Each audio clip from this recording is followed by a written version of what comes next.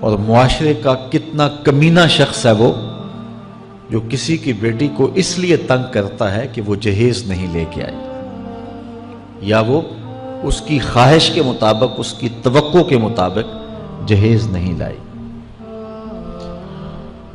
شریعت اسلامیہ نے تو نکاح کو آسان قرار دیا، اور یہ جو ہم اتنی لمبی چوڑی باراتیں لے کر کے چلے جاتے ہیں بیٹی والوں کے گھر میں، تو اسلام میں تو اس کا ایسا کوئی تصور نہیں ہے۔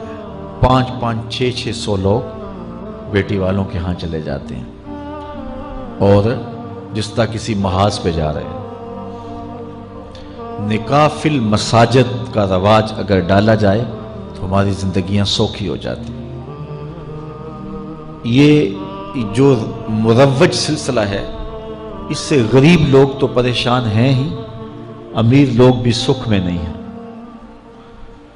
آج 1 کروڑ روپیہ شادی پہ خرچ آ رہا ہے، اور جس کی 4 بیٹیاں ہیں وہ ساری زندگی اسی کام میں ہی لگا رہتا ہے۔ اور غریبوں کی زندگی تو اجیرن ہے۔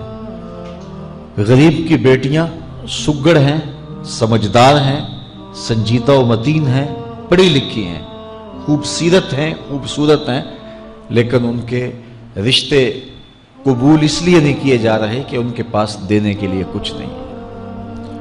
اور اب ایک سلسلہ چلا جہیز فنڈ کا اور اجتماعی شادیوں کا،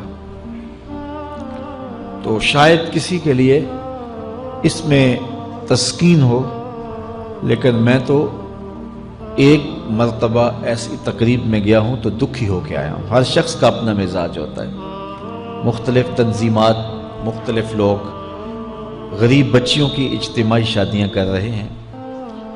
تو میں ایک تقریب میں مجھے کھینچ کے کچھ لوگ لے گئے۔ میں نے کہا مجھے تجربہ تو نہیں ہے، لیکن مجھے لگتا ہے کہ میرے لیے تکلیف کا سامان ہوگا، اور دوست جس مقصد کے لیے مجھے لے کے جا رہے ہیں تو ان کا مقصد بھی پورا نہیں ہوگا۔ ایسا ہی ہوا۔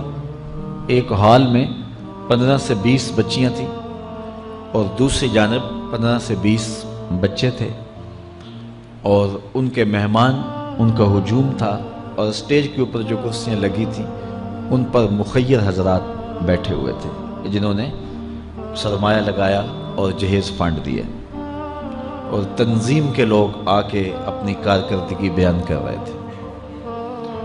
تو آخر میں انہوں نے مجھے کہا کہ ہم آپ سے کچھ سننا چاہتے ہیں۔ تو میں نے بیٹھے بیٹھے کہا کہ میں دعا کر دیتا ہوں، لیکن ان کا اصرار بڑھا۔ تو میں نے مائک پہ آ کے کہا کہ انسان کی زندگی میں 3 موقع ہوتے ہیں جس دن وہ مہمان خصوصی ہوتا ہے، اور سب لوگوں کی نظر اسی کے چہرے پہ ہوتی ہے۔ ایک جب وہ پیدا ہوتا ہے تو کالا کلوٹا بھی ہو تو ساری بستی اس کا منہ دیکھنے آتی ہے، اور اسے بہنیں چاند کہہ کے پکارتی ہیں، چاہے اس کا رنگ گہرا سیاہ کیوں نہ ہو۔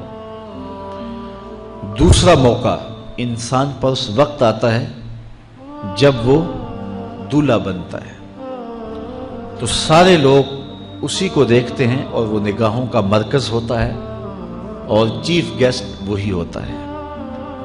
اور تیسرا وقت اس کے اوپر تب آتا ہے جب وہ چٹا لٹھے کا لباس پہنتا ہے، تو سارا شہر اس کا منہ دیکھنے آتا ہے۔